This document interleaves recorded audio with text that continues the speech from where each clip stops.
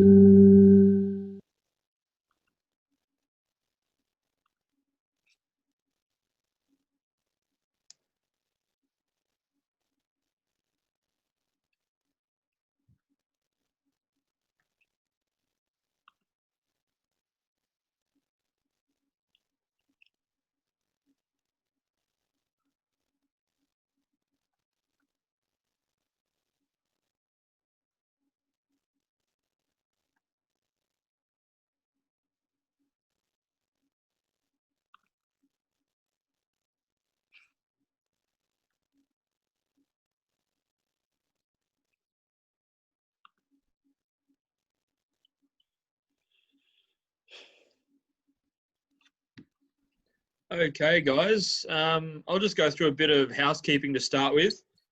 Thank you all for joining. Jesus. All right. Narinder, I've just muted you. So just so you guys know, if you move your mouse, you'll be able to see the Q&A function, which should be part of the screen when it moves. This is how you're going to be able to ask questions of Tyler and Leela as we're going through this presentation. Tyler and Leela are our two presenters tonight. They're both FIH rated umpires. Tyler's currently in Vancouver, as most of you probably know, and Leela's on her way back, hopefully in the very near future, back to BC. So if anyone does have any questions, go through the Q&A. If you want to, you're also able to use the chat function to chat to me directly with any issues that you may have, and we can try and rectify those through the chat function. But otherwise, without further ado, we'll get started with Tyler and Leela. Hello, everyone. Very much looking forward towards this session today. Tyler and I have some great videos and everything to be sharing with you. Just a few things. It's great to see some faces that we know. Well, we're not actually seeing your faces, but some names that we can see. But it's also so great to see some names that we're not as well as acquainted with. But I think just something to keep in mind is we've got such a range of experience here that you know, we really want to try and get everybody involved with the discussion. So please, if you're new or you're unsure, please do ask questions. There's no such thing as a stupid question, just an unanswered question. And with regards to that, just keep in mind about scenario-based questions. It's always really difficult for us to answer when we go, well, this happened in a game at this point, and without contextual information or seeing a clip, it's always hard to determine a definitive answer. So we'll try and stick with the scenarios that we present to you. And if you have any things that come up, feel free to always email FHBC, and we might be able to put that in for a topic in future dates. So today we're looking at a brief touch on the new rules. We're going to look at some videos regarding danger and a small component of management, because it's such a overarching theme.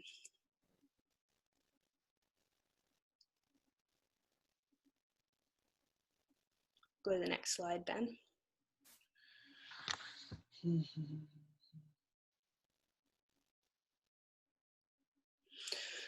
So most of you that have started umpiring or aware, at least in most of the leagues, you're doing 4 quarters with 17 minutes running time. Now this is what we've done in the women's league. And so you need to keep in mind that if you're doing running time, you're only stopping for injuries, penalties, strokes, and cards. You do not stop on PCs. And one thing we've had a discussion on is using your whistle to restart a penalty corner.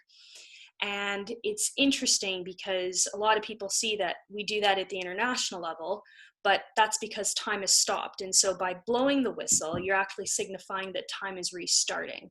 Whereas in league, we haven't stopped time. So you need to consult with your league coordinators of what the expectations are, because what we want is consistency as much as possible throughout the league. What we don't necessarily want is in one game they're getting one thing, one game they're getting another thing, or in the same game you've got one umpire doing one thing and the other one doing another. So we want to try and have a nice consistent approach of how we manage those penalty corners. As you can see, the timings are there. The 2-minute break is really important. It starts immediately at the end of the quarter. This is for a quick water break. It's not necessarily for an extended coaching session. So you need to keep that in mind. And one of the things you can do is be proactive and give that 1 minute tweet, tweet, give a little whistle just to go, come on guys, usher them out, so that you are starting right at the end of that 2 minutes. One team will take the pushback for the first 2 quarters and then switch for the second, regardless of whoever had possession. Okay, so if team A starts it, they get all of the first half for the pushback at the beginning of each quarter, and then it switches for the second. Time for the new quarter needs to start whether the teams are set or not. Obviously, you don't want to have one team not ready and then they take the pushback real quick and they're scrambling, because we've seen that at the 2014 World Cup where teams running out of the changing room scrambling. But what you need to do is if the teams aren't ready, you still start your whistle saying, yep, we're starting time. And then you can blow the whistle again for them to start the pushback. But we're mindful,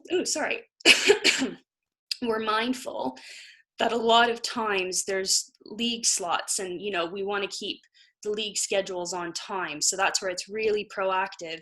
If they choose they only want to play 13 minutes for a quarter, then that's what you need to do, because you need to be strict on those timings. But again, you need to consult with your league coordinators, whether it's on the island or on the men's league or the women's league. Talk with your coordinators of what is expected for your league as much as possible. Okay. Going to the next one. There we go. If you guys could just take the poll real quick. This gives us a bit of an idea of the demographic of the group.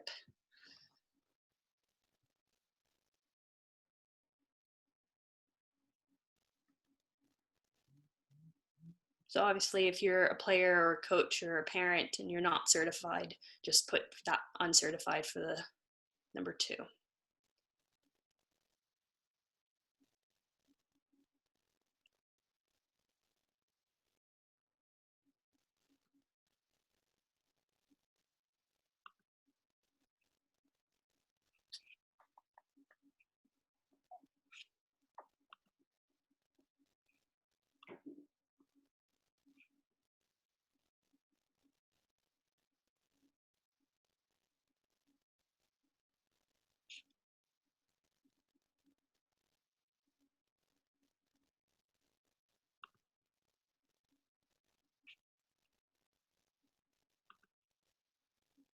Okay. Excellent.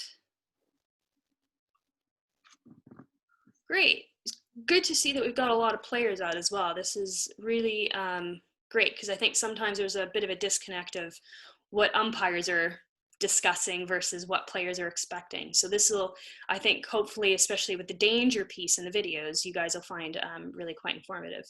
Excellent.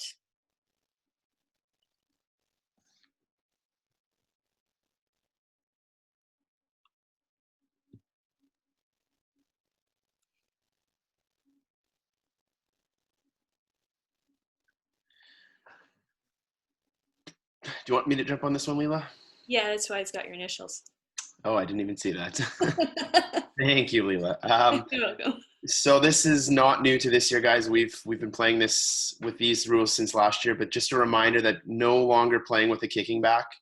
You have two options now. You can play with a fully kitted goalkeeper, or you can play with 11 field players. The kicking back was taken out for a number of reasons, so it makes it quite simple. You either play with a goalkeeper with the regular goalkeeping privileges as we've played with forever, or 11 field players. If a team chooses not to, or more likely doesn't have a goalkeeper show up, when defending a penalty corner, penalty stroke, they're not allowed to use any goalkeeping equipment. All they can use is standard penalty corner gear. So a penalty corner face mask and the gloves. They don't get the goalkeeper's face mask. They don't get the goalkeeper's gloves. Nothing. All they get is regular penalty corner gear, and the only thing they can do is stop the ball with their stick. Makes it a little bit simpler now that we take the kicking back out, just given all the rules that kind of surrounded the kicking back. But super basic, super simple. Goalkeeper or just regular field players. That one's pretty easy. I see we've got a question here.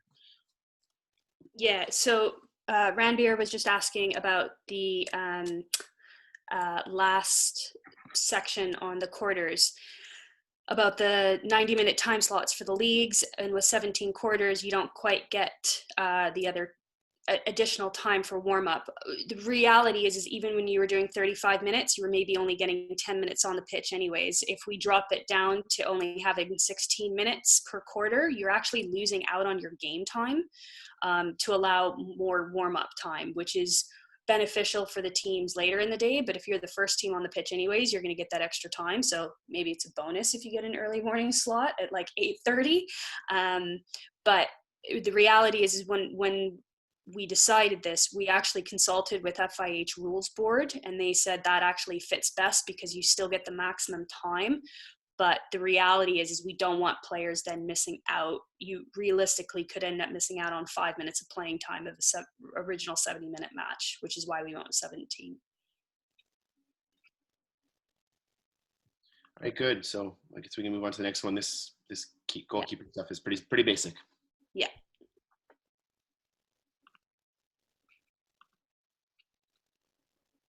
Go ahead, Tyler. Sure. I don't see where you see my initials, but I'll keep going here.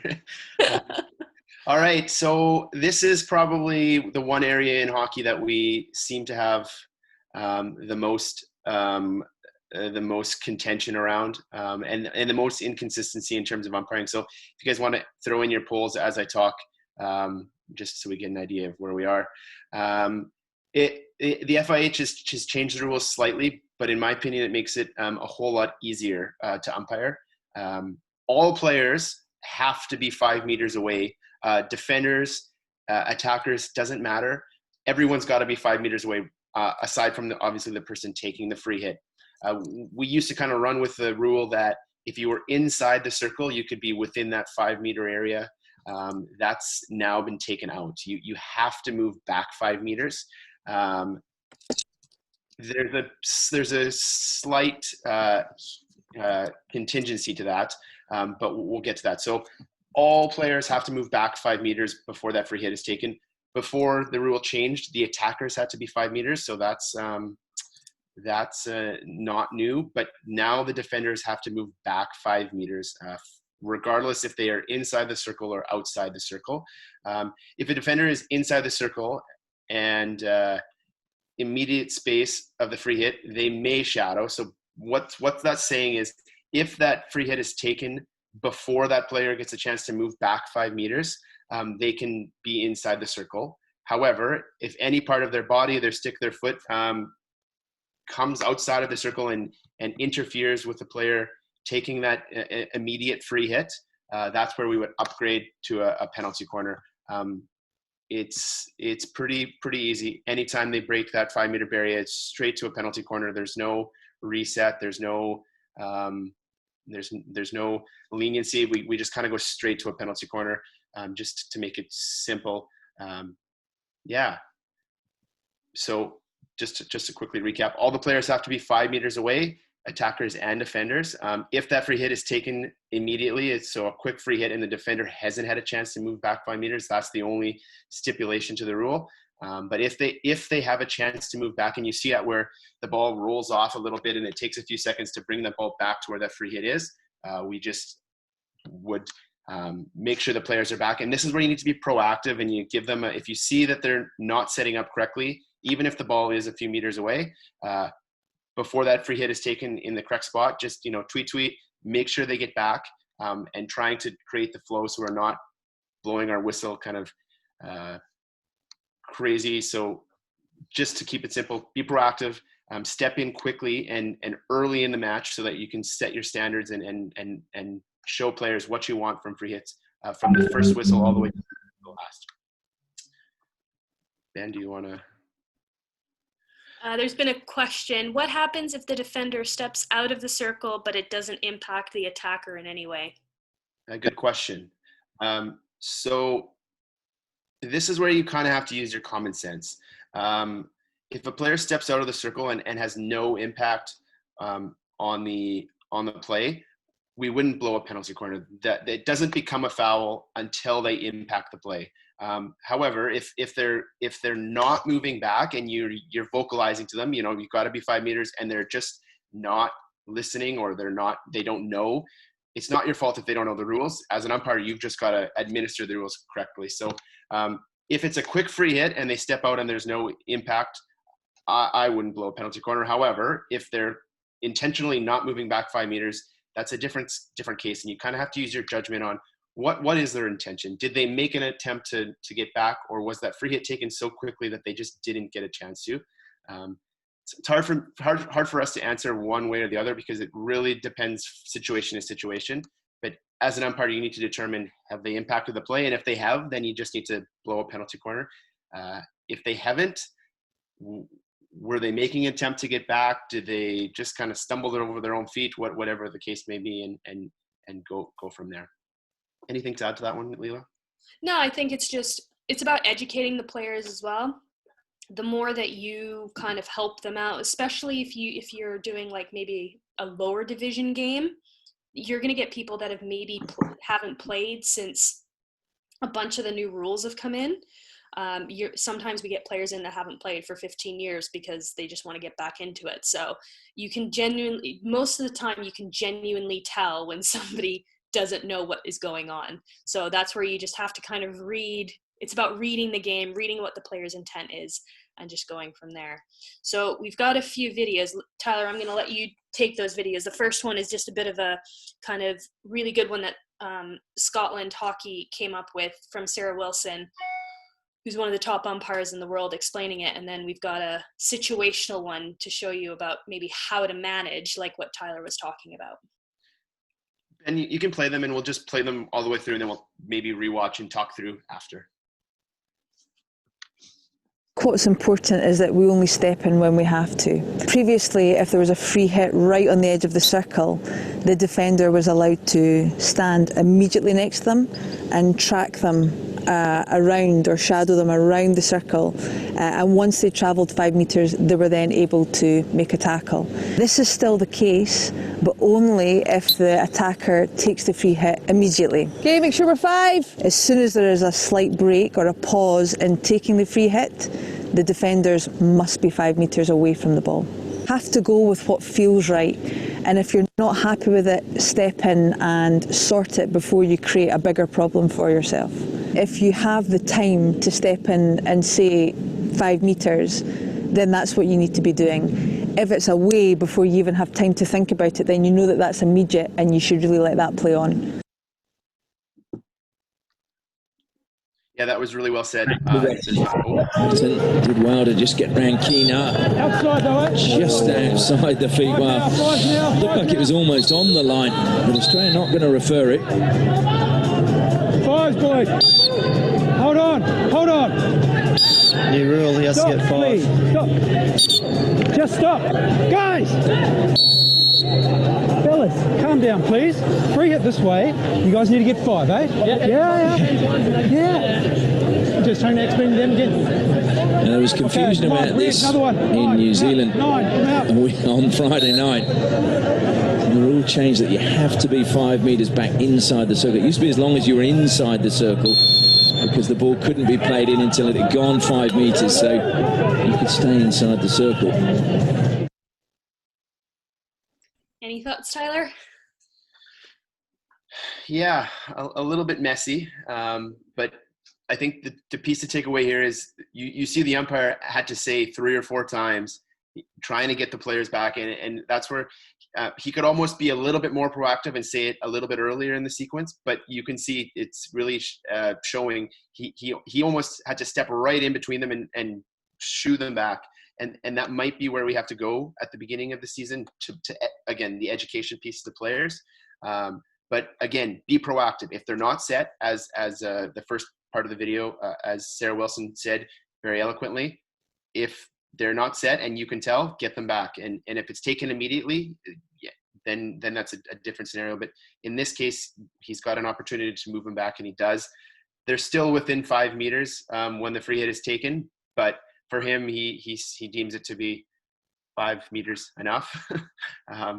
But again, you might have to physically put your body in between the attacker and defender, and you can see he uses his arms and he shoos them back. You might have to do that, and you should only have to do that once in a game, and then the teams will get it. Like, look, you've got to be 5 meters. If this type of scenario was to happen again, I know the umpire wouldn't be as lenient. He would just be blowing a penalty corner. So, yeah, a good video to show as an umpire. You're not just kind of stuck to your baseline and letting the players run wild. You've really got to step in and use all of your tools, your voice, your body language, your whistle, to get the players set. Probably should have done it a little bit earlier, but again, hindsight is 20/20 for Simon. Excellent. We'll start to move on. So, what is danger? Danger is always one of those elusive questions with, as we call it, 50 shades of gray. And, it always comes down to situational play. There's so many factors that umpires have to consider in that split second. And sometimes it's completely fine to play on, because you have to take in context of distance and speed and skill level a lot of the times. And you have to, normally with danger, you have to go with your gut. And so what we're going to do is we're going to try and show you a clip, maybe definitely more than once, and then we'll put a question up of what would be your decision. That way, it'd just be interesting to see what you guys interpret as what's playable danger versus sometimes maybe what you get in the league, which is some of the clips I've tried to show is, these are high level clips, which is fantastic, but I think there are more scenarios you'd run across even if you were doing a junior league game. So hopefully we'll go from there. No, play!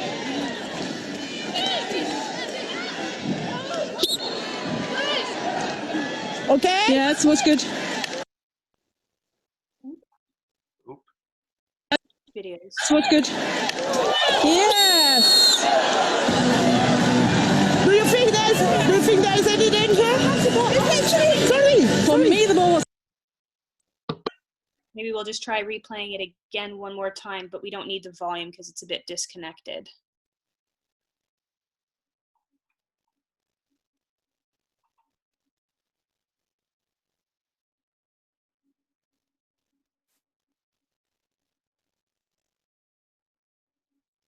So we'll see it from a different angle in a minute where it plays out a bit more.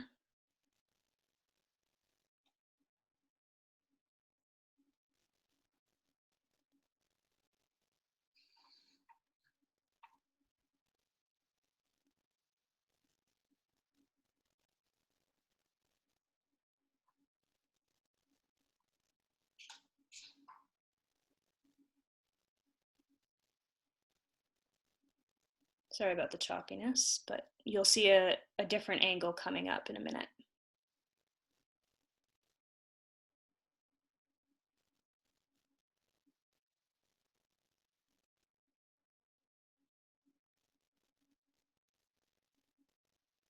Okay, so we've got a poll question. What would your decision be?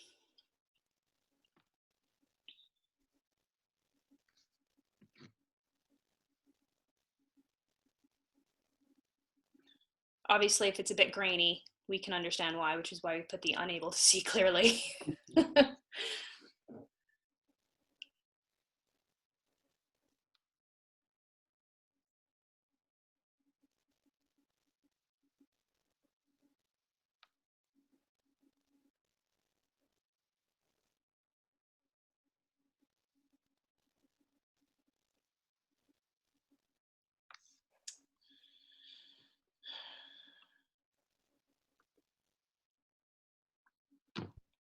Interesting. All right. Interesting. Yeah. So for me, Tyler might have a difference of opinion, and I know this is one we discussed in some of our briefings.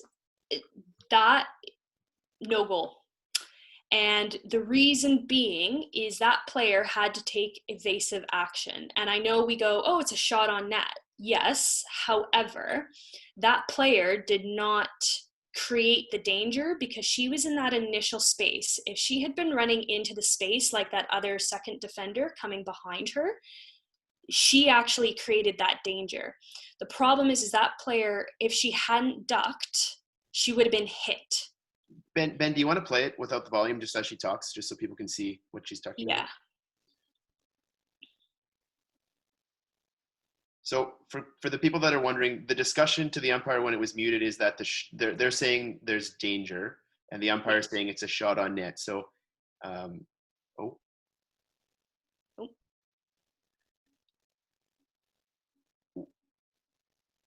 regardless of what the discussion is, that's the discussion.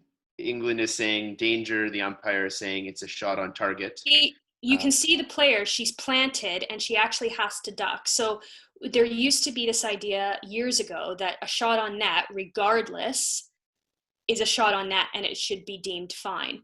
The difference is that defender is not expecting that shot to come high from that angle.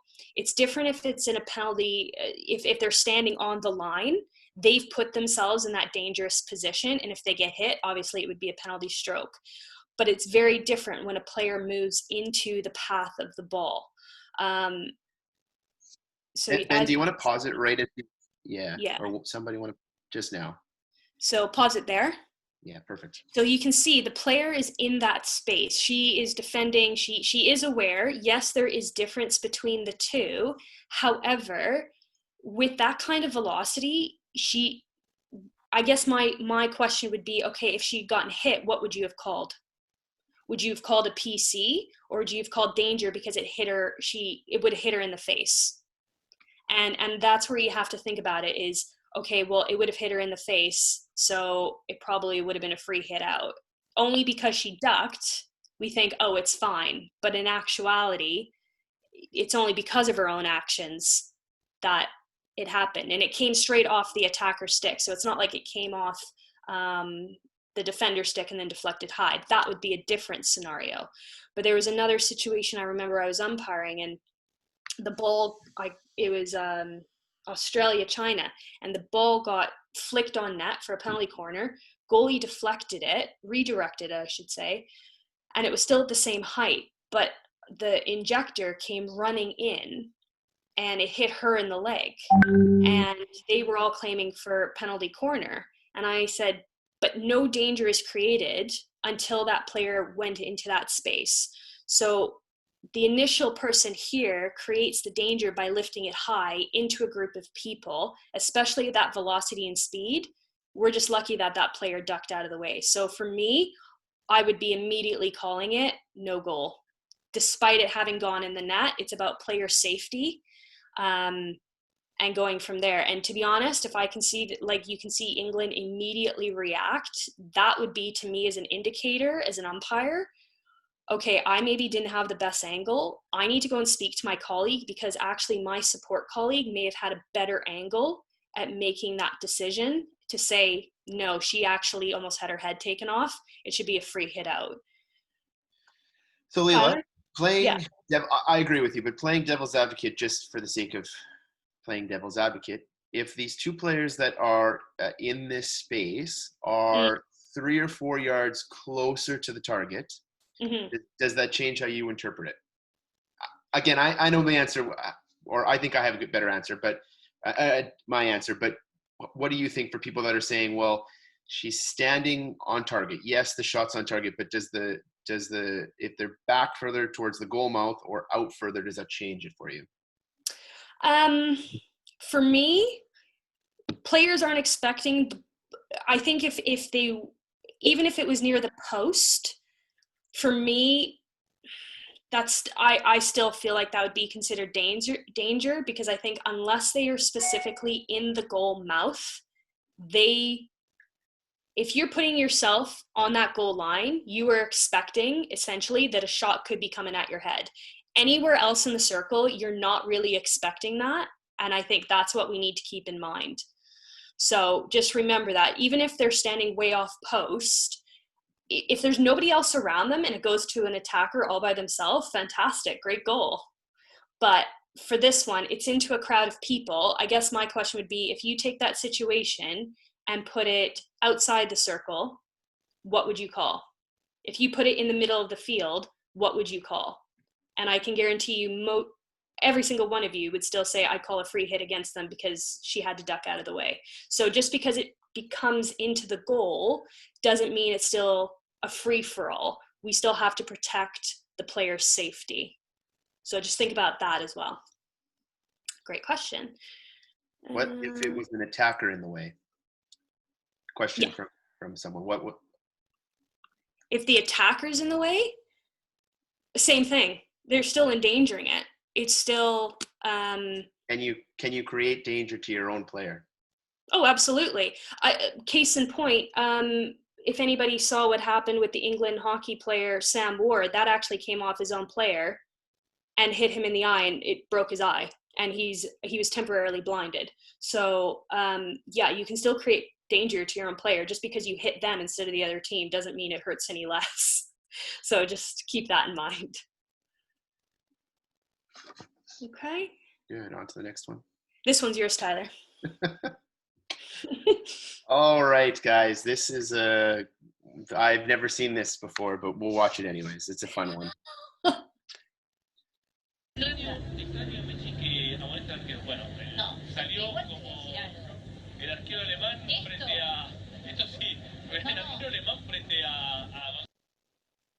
So we'll play it one more time, and then we'll put the poll up of what your decision would be. Yeah, mute it and just play it through Ben, and then we can. Yeah, perfect.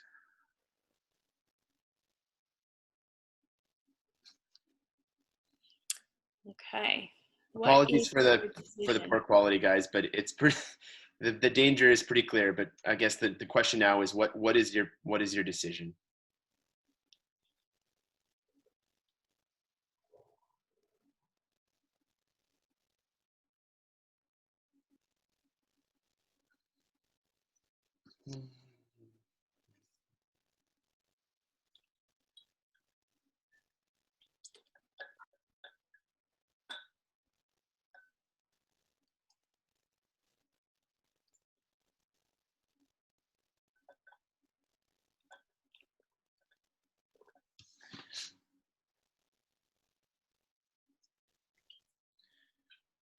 All right. So we've got a mix of answers here. So we'll start from the very beginning, and Ben, put it on mute and just play it through a few times. We can just talk it through. So the first piece of it is the aerial coming down into the circle. Now, we all know that aerials or overheads are allowed to be played into the circle. And the same rules apply to a landing aerial with a goalkeeper or a defender. The first piece of it is who is that aerial? Who's the ball coming down to, and who should be getting possession? I think it's quite clear that the attacker is in the space and the goalkeeper comes running out. I don't think we have too many people that disagree with, or shouldn't have too many people that disagree with that. Get rid of the survey. So now the question is, what's the goalkeeper's intention here? And his really only intention is to go in and break this play up with a lot of speed, a huge amount of impact, and just a ton of danger. And you can see that the Argentinian player actually gets to it with his stick. And I think that's important because for a penalty stroke to be called, there's got to be some sense of control of the ball. If he misses that ball and he doesn't get that first touch, there's not much of an argument for a penalty stroke. For me, it's a penalty stroke and a 10-minute yellow card, and I think there's an argument to be had that it's a red card.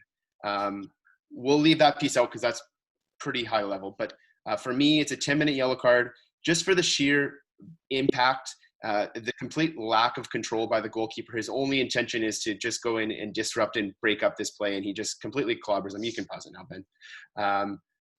And because that first touch is played and he's trying to control the ball and the goalkeeper completely takes away his ability to control the ball, I think it has to be a stroke. So for people that said stroke and yellow card, which was kind of the majority of the answers, I think you're on the right track, but for me, it's a stroke and a yellow card, definitely pushing the boundaries of a red card.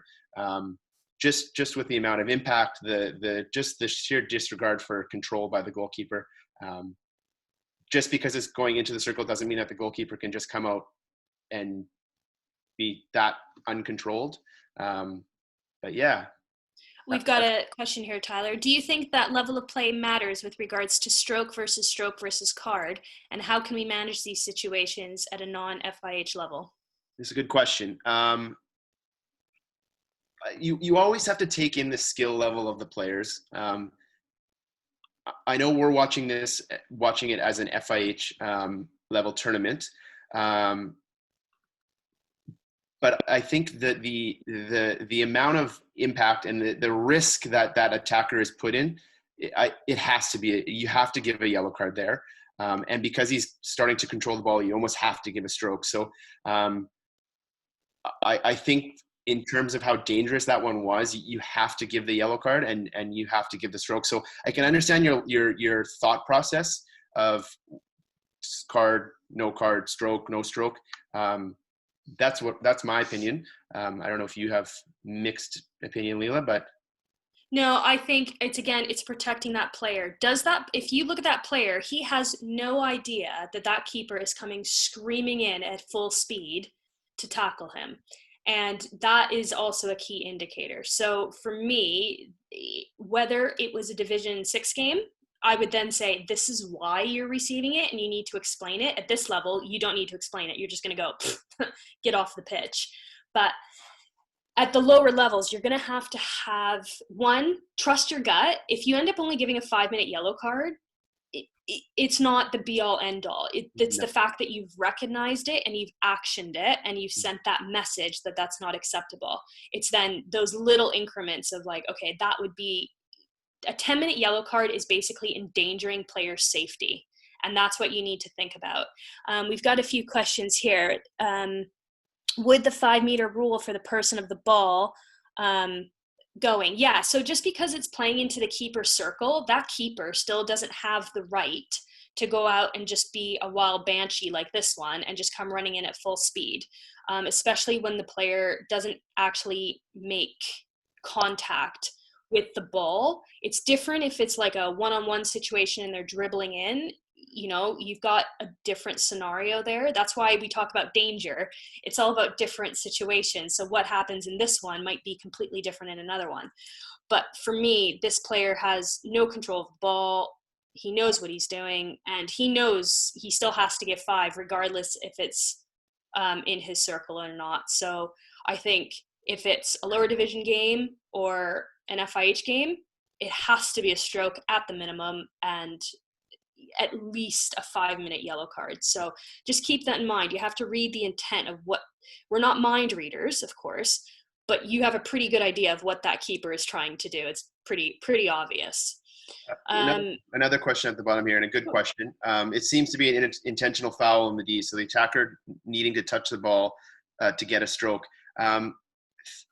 Another thing to keep in mind, what happens if there's an intentional foul off the ball?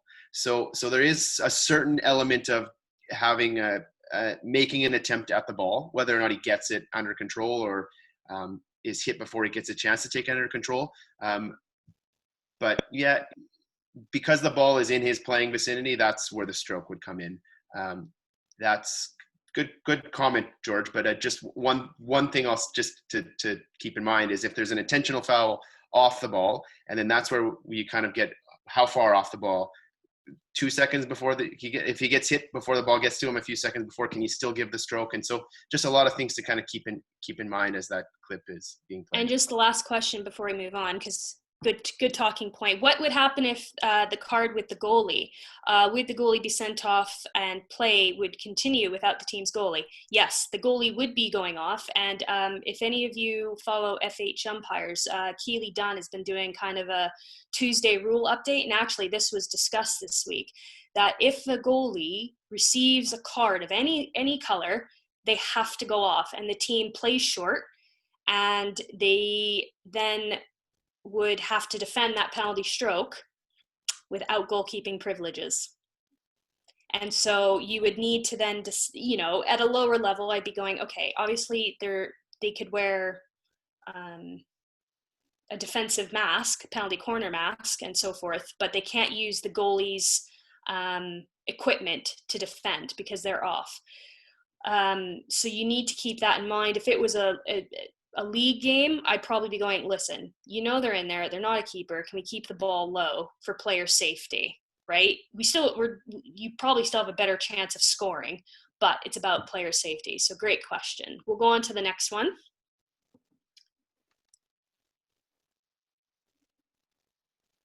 Okay.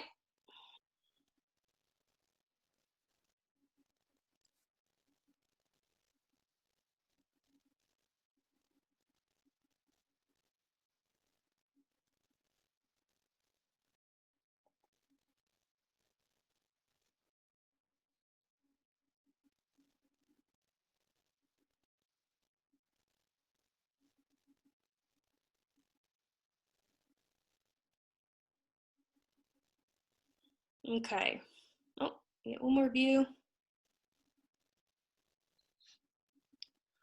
Okay, so what would be your decision?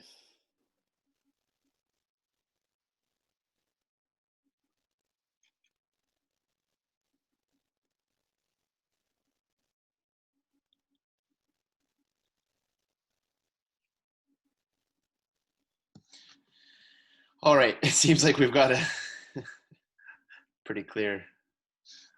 Mine hasn't popped up yet. Maybe I'm slow in the UK. We're at 85% think it's a goal. Okay, great decision, everyone. This happened to be my clip. This was an interesting one because there's a lot to unpack in this. And one thing we keep in mind with all these videos is we have multiple chances from different angles, and we can show it to you 2, 3, 10 times, and you can make a decision. And what we have to remember is umpires have to make that split-second decision based on their given angle. And it's not always going to be right, but we do the best we can. So this clip will be discussed in another one of our series about other topics. But the reason I awarded this one a goal, there's a lot of factors to play into it, and we'll just kind of play it through again, and I'll walk you through, and we'll pause it as we go through. So we'll play it through, and I'll tell you when to pause, Ben. So pause it there. Sorry. We'll wait till we get that other angle.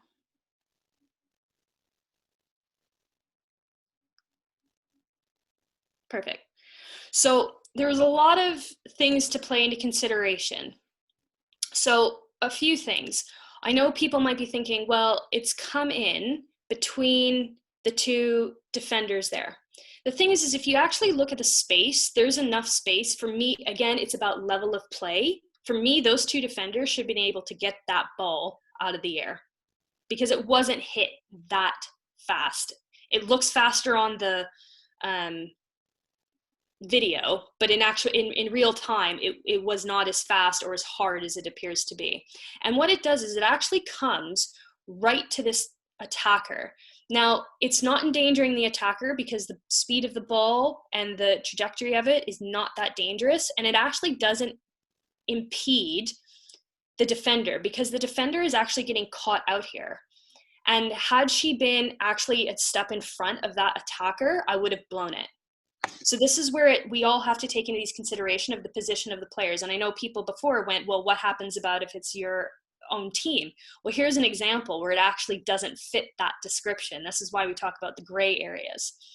And then I know some people would ask, well, it was a lifted ball. I said, yeah, but what you can't quite see in the clip, and to give you context, was she was already falling over at the time.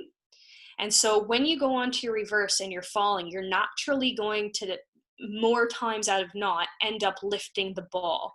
So what, for me, there felt to be no intent that she was intentionally raising the ball. It was just bad skill that led to a fantastic goal, which we see a lot of the times. You go, I don't even know how that happened. So we take these things all into consideration, and some people still disagree that this shouldn't be an allowed goal, but we talk about being brave and taking situations. And for me, it's also, if we disallow those sometimes, we penalize them when we've got fantastic opportunities. So it's not, as you can see, like compared to the other one, a raised ball in the circle is not as black and white as we would like it to be. But again, I had the benefit of waiting to see if India would refer it. If I were doing that in the league game, I would definitely be going to my colleague, stopping time. If they look like they were going, whoa, danger, I go over and talk to them. And that's the best thing you can ever do as an umpire, is if you're going, ooh, I'm not really sure, you can award the goal, stop time, and say, hold on, I'm going to go talk to my colleague, and then have a discussion. And if your colleague's got nothing for you, stick with your decision. If your gut says that's a goal, stick with it, okay? Because more often than not, your gut is the right decision. And it's when you start to overthink it. So that's why we've put that one in there, is different gray areas of lifted in the circle. We'll go on to the next one.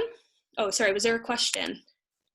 Oh, the position of the umpire. Yes, okay. So as you can see, if we pause it, I'm on my baseline. And we talk about, and we're going to do a segment much further down the line. We call this the new positioning, which is actually old positioning. So it's coming around full circle. And what you don't want to be doing is what buys me the credibility here is I'm in that position to see the entire play. And if you're running in, you are more likely to make mistakes because, one, you're trying to move with the play and your eye cannot keep up with the speed of the play, and you've got people moving in front of you. So if you're already on that baseline with the play essentially inside your 23, all I'm going to be doing is moving from the goalpost out to the sideline sometimes and then straight up the pitch. And we'll talk more about the new positioning, but really what you want to be doing is you want to be at your baseline when that ball is in your 23, because if you have to make a decision, whether it be big or a hard whistle, if they look up and they see that you're in a position of credibility, no matter what your decision is, you have an easier time of selling it. And that's critical, is it's not always whether you're right, it's whether you're in a position to sell your decision. And more times out of not, I've had it where I've been in the right position And it's been so wrong, as I've been told by my UMs, especially in indoor, but they said, you're in the right position, you sold it, and they took it. And sometimes that's all you need to do. So, but we'll do other sessions on positioning and so forth. Great question, Sumesh, thank you. We'll do the next one. Tyler, this is yours. I see that. I found it. I know.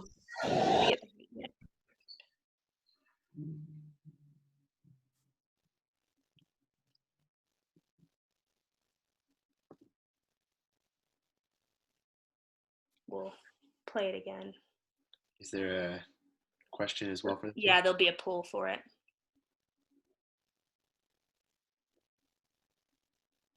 So it's not until the ball goes up. So There we go. hard to see, guys, but I'll just kind of tell you what's happening. You can play it through, Ben, but the Indian defender who's receiving the ball, there's a bit of a loose trap, and the ball goes up kind of right as he's receiving it, just as it's coming down here in 2 seconds. It's hard to see, but ball's coming down into the circle. The Indian defender plays it, and it goes kind of up in the air, and you can see it comes down, and a free hit is given for the Indians. Yeah, let's put the poll up and see what people say.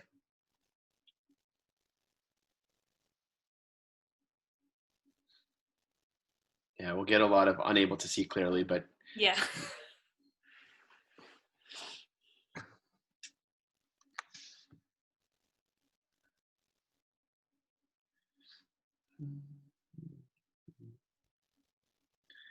All right. So if we take away the unable to see clearly, most of the group says a free hit to the defense.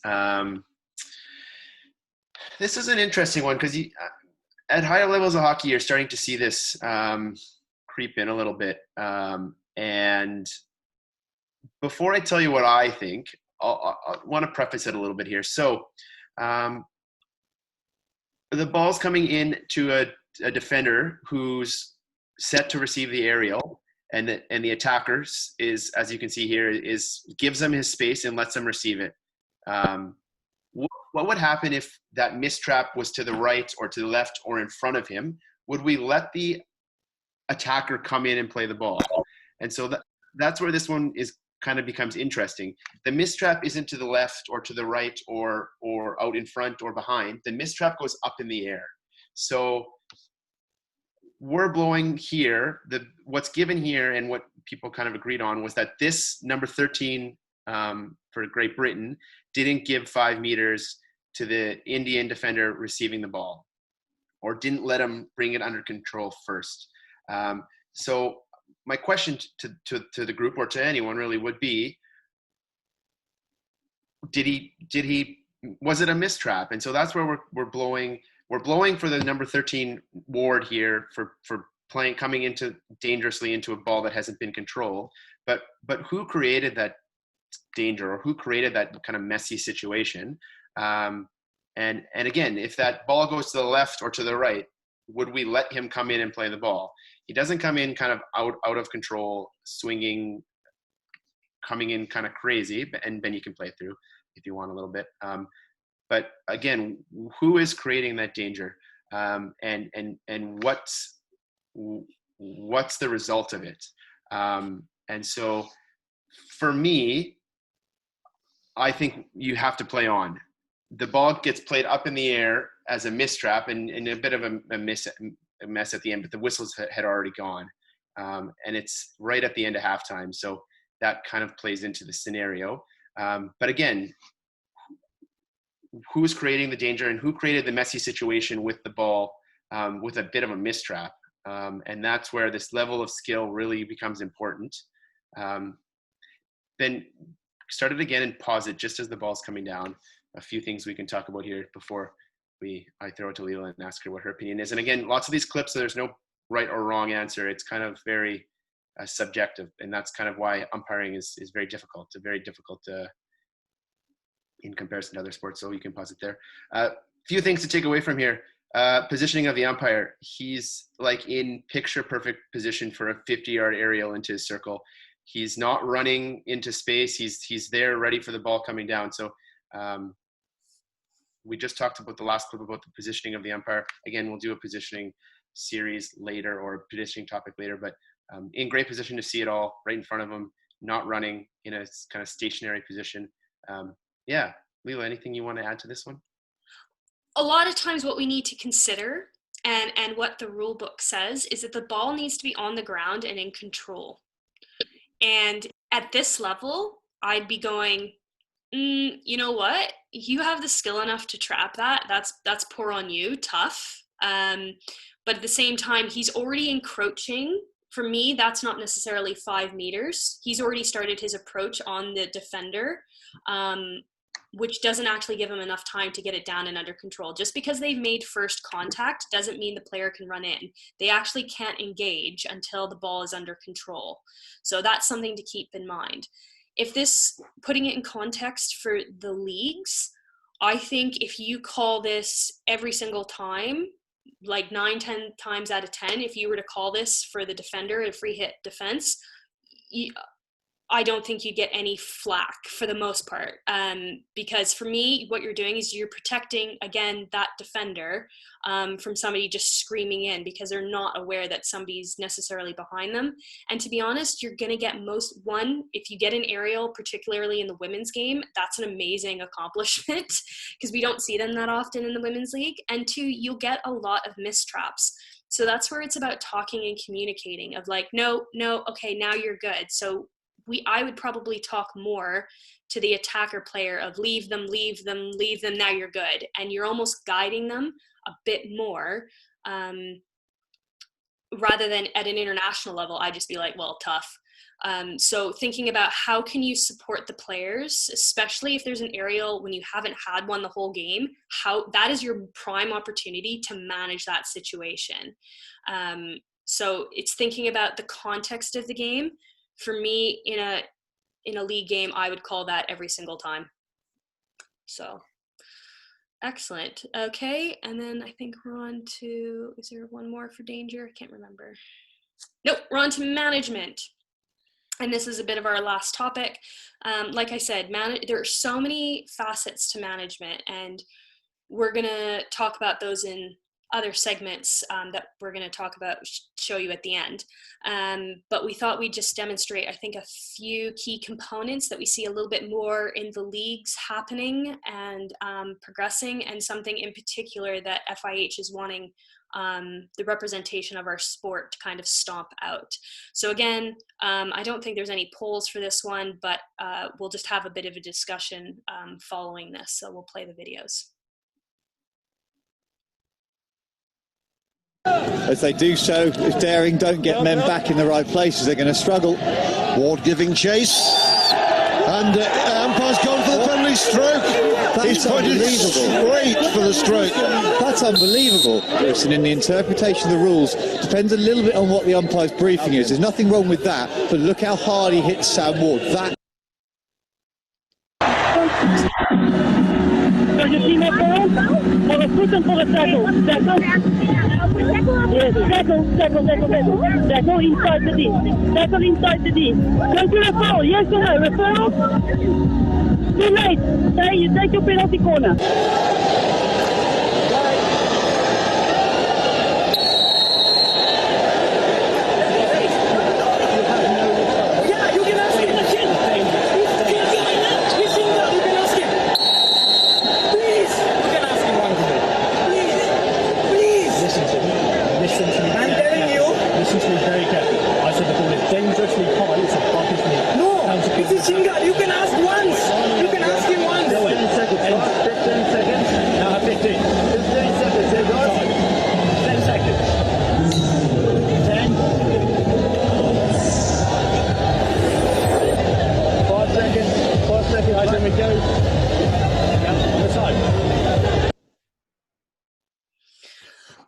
So why we chose these clips, regardless of the decision, I mean, obviously you can see in the first clip the umpires running in. So if we're talking about sellability of a decision, you're running in, making a decision. You're not always going to be in the perfect spot, but the more often than not, it makes it better.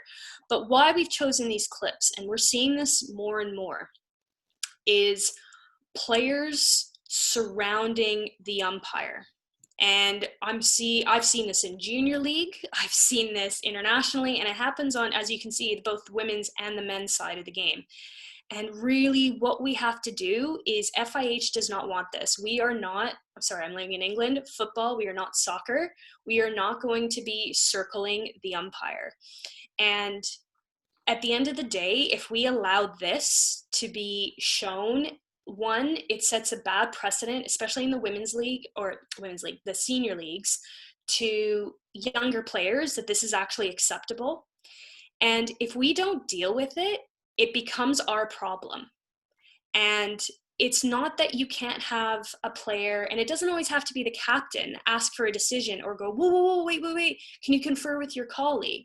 It's not necessarily about it always having to be the captain, but it's about how many people are encroaching. And basically the guidance from FIH is 1 is okay, 2 is too much. The second person that's in, you get a green card, you're off, because we don't want that. It's not about having that mob mentality, essentially. And you can see it in the women's game. They were all circling Joubert, who's won the top FIH award for umpire, and they're encircling her. And that's not what we want our sport to be seen as.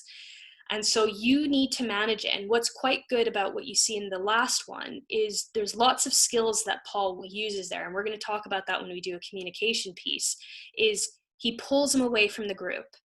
He talks to him calmly. And those are all really good skills. But sometimes you just need to start to get the crowd away from you. And if they start to follow you, you have the right to give them a card. I'll give you an example. I was umpiring, and it was Korea-Ireland. And Ireland came down, scored. And to tie the game, was about to go into a shootout. The Korean player came running at me from about 20 yards away. And I started to walk towards her, shaking my head. And I just put my hand to my pocket to show that I was about to reach for a card, when she quickly went, yep, thank you, ran back, and off she went. Because you don't want somebody streaking at you from a far distance. But if there's a player in immediate vicinity that wants to ask you a question, you should listen. But it's when they all start to gather around you, you should not have to feel insecure and feel, in a way, under that amount of pressure. So if you just go, no, one person, thank you. And if they continue, you just go, right, here's your card, off you go. And if they continue, here's your next one. But you have to be calm and you have to be composed about it. But if we don't start sending the message that we don't accept this in our leagues, we're not going to see a change from the players. And we have to think about that. Okay. We'll just go on to our next one. As they do so. This one's yours, Tyler. As they do so. Oh, yeah. Technical difficulties. Nope. Here we go. This one here? Or we? Yeah. Wait, hold on. We've missed one. If we go back, Ben. Yeah, that one. There we go. As they do so, if Daring don't get men back in the right places, they're going to struggle. Ward giving. Did we get rid of that other one with the... Umpire's gone for the early stroke. That's unbelievable. Great. Sorry, which one are we talking about here, Leela? I'm a little bit... I had a third one in there. Did we get rid of the defensive one, Ben, with Stagno umpiring at the World Cup?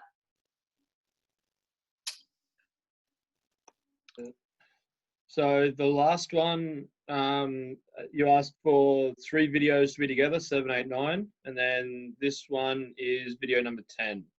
Right. Remember we had the one with the World Cup Australia, and Stagno was talking about the play inside the circle, and we were going to try to get the audio sorted. Yep, I guess I missed that one. That's all right, Tyler. You take this one. I can play that video on its own. I'm pretty sure I've got it on the computer. It's okay. Play this one. We'll talk about this one. We'll have lots of time to talk about others. So let's just play it through.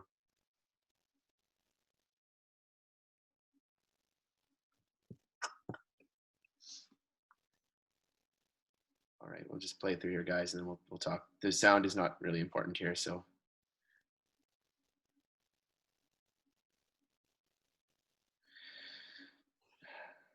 All right, so we can clearly see the Indian attacker is trying to eliminate the defender here, and goes to lift his stick over top. We see this lots. Fortunately, it doesn't always end with the player on the ground with blood coming from their head, but in this case, he does catch him with his stick. Unintentional, or seems to be unintentional. He's trying to get around him, but this is something we see quite often at lots of levels of hockey. Yeah, yeah. I didn't realize there's a poll. Sorry, guys. Just while people are doing the poll, there was a question from the last one of how does it work if the captain is a defender and they have to run from the backfield to talk to you? It doesn't always have to be the captain that talks to you. If there was somebody in the immediate vicinity that was like, whoa, can I talk to you? And if they're doing it respectfully, I'd be like, okay, yeah, fine, that's not a problem. For me, there's too much of a delay if I'm waiting for somebody running all the way back. That's why it's really important, actually, of educating your team on what to discuss and how to discuss with an umpire. So for me, if it was the attacker wanting to talk to me, I'd be like, yeah, all right, that's not a problem. It doesn't have to be the captain. As long as they approach me in a respectful and calm manner, go for it. Stop time. Okay. Good. Okay, so yeah, I mean, obviously you have to stop time. You see the player go to ground injured with a head injury, and we always run with the assumption that if it's a head injury, we don't really play on. He goes to ground straight away and grabs his head, and I think if you watch the rest of this game, you can see that there's blood coming from his head. So straight away, stop time. There's an argument to be had whether or not it's obstruction. The ball is too far away, so let's just take that piece out of it. But we're taking into this consideration the amount of danger that's created here and how he handles it. For me, it's a yellow card to the Indian player. He's got a responsibility to play safely.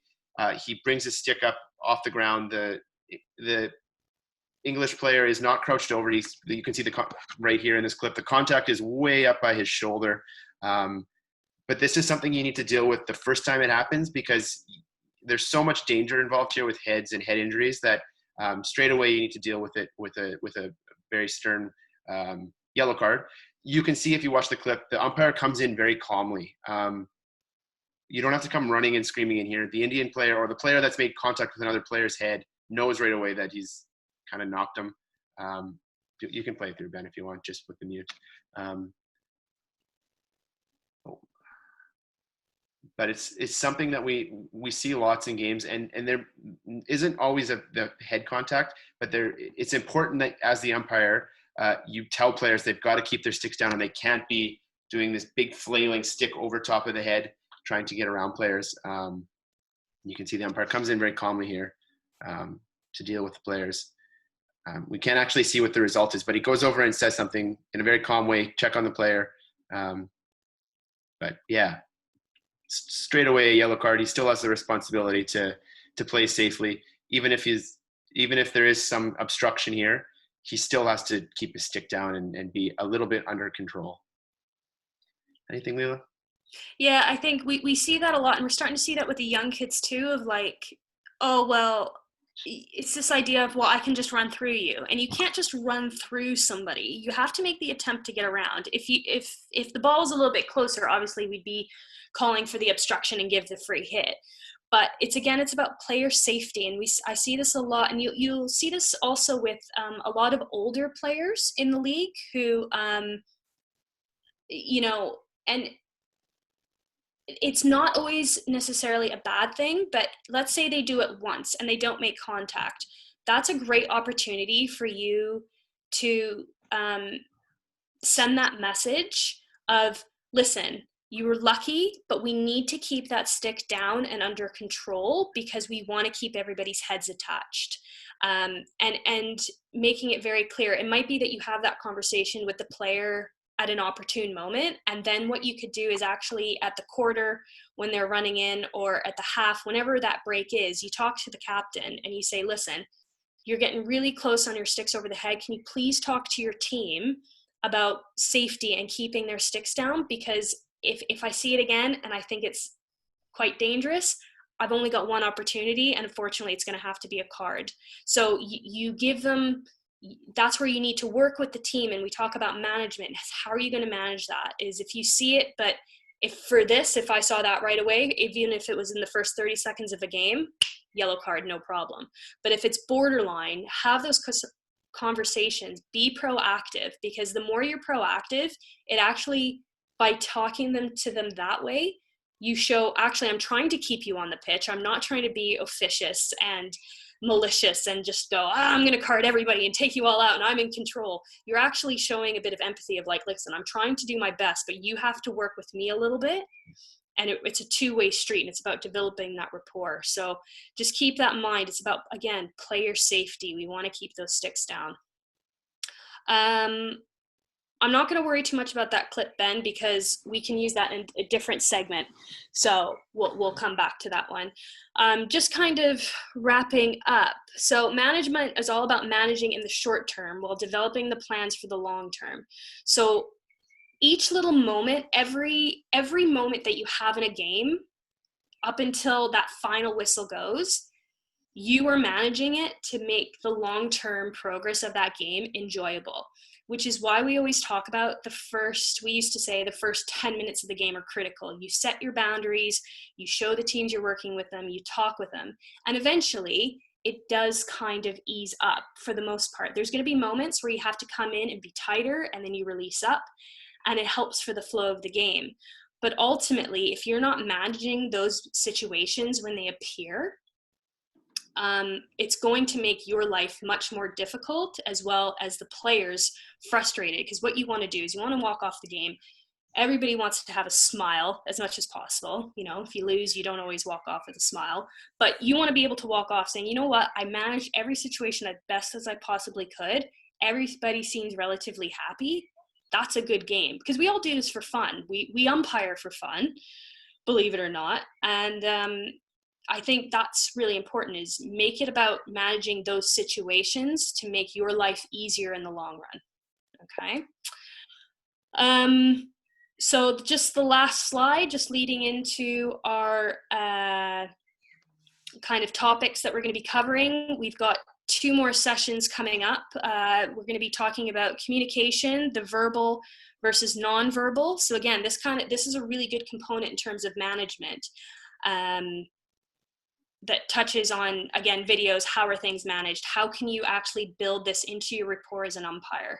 And then lastly, we're talking about success through failure, a repeated cycle. So the ups and downs of umpiring, how do you overcome it? What do you do when you've completely screwed up a call? How do you rebound from it? And these are all things I think a lot of people don't learn until the hard way, in a sense. Or when you leave from a league game, how do you pick yourself back up and go, I'm going to continue on next week? Because what we don't want is people feeling frustrated and never picking up a whistle again. You're going to have ups and downs just like a player or a coach, but how do we deal with it from an official point of view? Yeah, I think that last one's important, guys, just because the field hockey community in BC and Vancouver is so small that we all know each other. So learning to rely on each other, because we all are so closely knit, is a good one. So guys, I think we're hoping to do a few more of these sessions leading into the start of the league. So if you have any, well, hopefully the league's restarting. If you have any topics that you think might be beneficial, let us know. I won't promise that we'll talk about them, but yeah, Lelia and I have umpired for quite some time, and we have a good understanding of what we struggled through, or some of the topics that we kind of struggled with or wanted more learning points as we were coming through the umpiring ranks. So if there's any topics that you guys think, like, I'm constantly struggling with whatever, deciding between give a green card, a yellow card, or a red card, something like that. But if you've got any topics that you feel, that's just a very example off the top of my head, but if you have any examples of some topics that you think might be beneficial, get in touch with Lelia or I. Most of you guys have one of one or both of our emails or Facebook Messenger or something of that nature, just so you can get an idea of what kind of topics you guys might want to hear discussed or talked about, so that we can continue to hopefully have some of these sessions. We had a really good turnout today, so I'm really happy to see the numbers. So thanks, everyone. We'll pass it over to Ben for any last minute housekeeping stuff. Yeah, thank you very much to Tyler and Lelia for running this one for us. As they've said, if you do have any suggested topics that you'd like to go through, you can send it through to either of them or to myself or Raheem at the office. So that will be on the email that you got this link from. For the next webinars moving forwards, it will be in the same format as this. We'll send out the information again to everyone through the same way, where we just sent out a blanket email to all registered umpires in BC, and also through our newsletter and our social media. This webinar will get put up on YouTube, and we'll share the link through our website with FHBC. So if you want to come back and watch it again to see if there's anything that you missed, please do so. But without any other questions that have showed up, I think that we'll end it there. So thank you very much for joining us, and to the presenters, Tyler and Lelia. Thanks, guys, for joining us. Thank you, everyone, for... Oh, there's a last minute question, I think. Oh, thanks for doing it. Oh, you're welcome. Thanks, guys. Have a good summer and stay safe. Yeah. Bye. All right. Bye, everyone.